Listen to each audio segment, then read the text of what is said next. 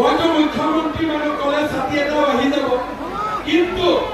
মই এটাই কথা বুজো যে আপোনালোক আমি ৰ'দ হ'ব বৰষুণ হ'ব কোনো কথা নাই, বিজেপিক জিকাছে, বিজেপিক জিকাম আৰু বিজেপিক জিকোৱাৰ পিছত আমি ৰেষ্ট ল'ম। হবে পাক্কা হ'ব, পুৰা জিকিব বিজেপি 100%। কেণ্ডিডেট লৈ কাজিয়া হ'ব নেকি? কেণ্ডিডেট লৈ কাজিয়া হ'ব নেকি? আমি জাতি জিকিব, পাক্কা জিকিব। এতিয়া মোৰ লগত ক'ব ভাৰত মাতা কি, ভাৰত মাতা কি, নৰেন্দ্ৰ মোদী, নৰেন্দ্ৰ মোদী, জেপি নাড্ডা, অমিত শ্বাহ, ফকিৰা গ্ৰামৰ যুৱ বাহিনী, ফকিৰা গ্ৰামৰ যুৱ বাহিনী, ফকিৰা গ্ৰামৰ কাৰ্যকৰ্তা, ফকিৰা গ্ৰামৰ কাৰ্যকৰ্তা, বন্দে বন্দে বন্দে। বহুত বহুত ধন্যবাদ। বিজেপি জিন্দাবাদ, বিজেপি জিন্দাবাদ।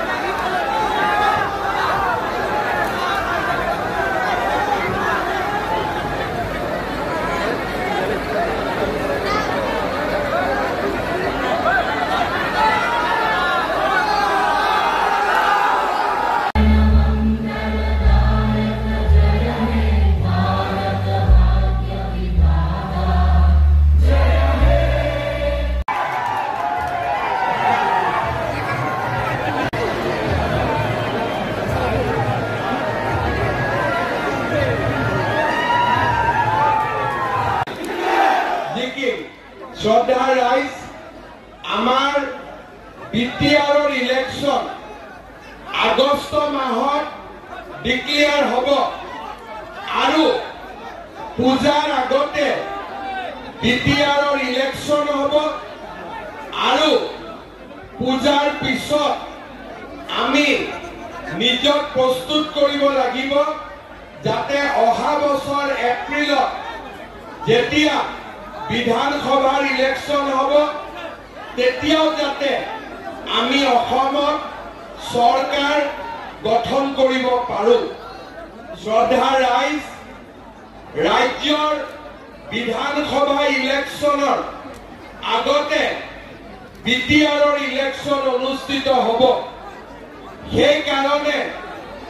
এই বিটিআৰৰ ইলেকশ্যন কেৱল মাত্ৰ বিটিআৰৰ কাৰণেও নহয়, আমাৰ অসমৰ পূৰ্ণ ইলেকশ্যন হ'ব আৰু সেইবাবে ভাৰতীয় জনতা পাৰ্টীয়ে সিদ্ধান্ত লৈছে যে আমি বিটিআৰক এইবাৰ শক্তিশালীভাৱে আমি ইলেকশ্যনত প্ৰতিদ্বন্দ্বিতা কৰিম। যোৱা 4 দিন মই ওদালগুৰিত আছিলোঁ, মুদৈবাৰী, হৰিচিঙা আৰু খালিংদুৱাৰ সমষ্টিত মিটিং কৰিলোঁ, তামোলপুৰ আহিলোঁ, দৰঙাজুলি, নাগৰিজুলি, শুক্লাই চেৰফাং, বাক্সাত আহিলোঁ, মুছলপুৰ, মথনগুৰি। পৰহি মই চিৰাঙত আছিলোঁ, চিৰাঙত সুবাইদাৰ, থুৰিবাৰী আৰু মানৱ চেৰফাং। আজি আমি ৰাতিপুৱাই দতমাত সভা কৰিছিলোঁ। গোষ্ঠীগত সংঘৰ্ষ হৈছিলে আৰু বেলেগ বেলেগ ৰাজনৈতিক দলৰ সময়ত বিটিআৰক মানুহে ভয়ত আছিলে, কিন্তু আজি এই মিটিঙে প্ৰমাণ কৰে যে বিটিআৰৰ মানুহৰ মনৰ পৰা এতিয়া ভয়ৰ ভাৱ আঁতৰি গৈছে মানুহে এতিয়া ভয় নকৰে মানুহৰ চৰকাৰৰ ওপৰত বিজেপিৰ ওপৰত মানুহৰ বিশ্বাস আছে আৰু সেই কাৰণে আজি বিটিআৰ শান্তিৰ এক নতুন অঞ্চললৈ ৰূপান্তৰ হৈছে শ্ৰদ্ধাৰ ৰাইজ মই এটা কথা আপোনালোকক ক'ব পাৰো পুষ্পবৃষ্টি সকলো শ্ৰেণীৰ ৰাইজৰ বাবে অধিকাৰো বিজেপি দলে আনিব সেইবাবে এই ইলেকশ্যনত মই কৈছো যে বিপিএফ আমাৰ শত্ৰু নহয় ইউপিপিএল আমাৰ শত্ৰু নহয় আমি মাত্ৰ এটাই বিচাৰো ৰাইজে যাতে পদুমৰ ছবিত ভোট দিয়ে আৰু বিজেপি দলক ইলেকশ্যনত জিকায় কি কৰো অৰুণোদয় দিব লাগে আমি দিও মহিলা উদ্যমিতা দিব লাগে আমি দিও ৰাস্তা বনাব লাগে আমি কৰো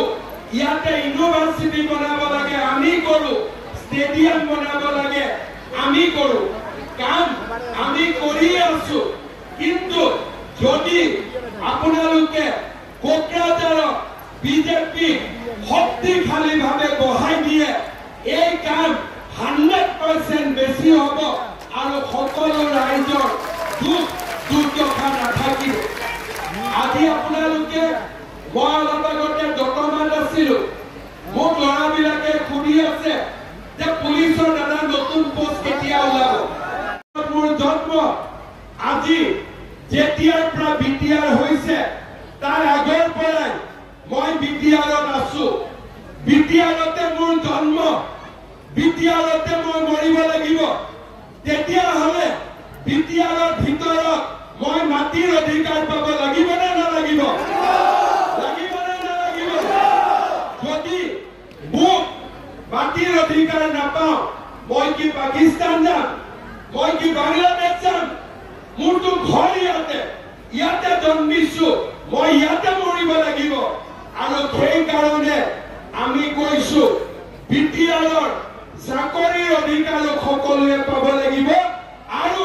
বিটিআৰৰ মাটিৰ অধিকাৰো সকলোৱে পাব লাগিব যাৰ বিটিআৰত জন্ম হৈছে যোন বিটিআৰত মৰিব শ্ৰদ্ধাৰ ৰাইজ মই আজি অসমত থাকো অসমীয়া মানুহ মোৰ দেউতাৰ মাটি মই ল'ব নোৱাৰো মোৰ মাটি ৰেজিষ্টাৰ নহয় মই কেনেকৈ অসমত থাকিম তাৰমানে মই অসমত দ্বিতীয় শ্ৰেণীৰ নাগৰিক হৈ গলো আজি এই কোকৰাঝাৰ জিলাত মোৰ জন্ম বিটিআৰ হোৱাৰ আগৰ পৰাই মই কোকৰাঝাৰত আছো তেতিয়াহ'লে অসমত যদি বসুন্ধৰা সকলোৱে মাটি পাব পাৰে আমি ইয়াতে কিয় মাটি পাব নোৱাৰো নিশ্চয় পাব পাৰো যদিহে আমাৰ নিজৰ চৰকাৰ এখন প্ৰতিষ্ঠা হয় পুলিচৰ পোষ্ট লাগে নেকি লাগে আজি গৰীব দুখীয়া ল'ৰাই মোক কয় যে দাদা পুলিচৰ পোষ্ট কেতিয়া ওলাব কাৰণ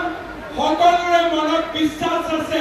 যে পুলিচৰ চাকৰি দিবৰ বাবে হিমন্ত বিশ্ব শৰ্মাই 1 টকাও ঘোষ ল'ব নিদিয়ে 1 টকাও ঘোষ নাখায় আজি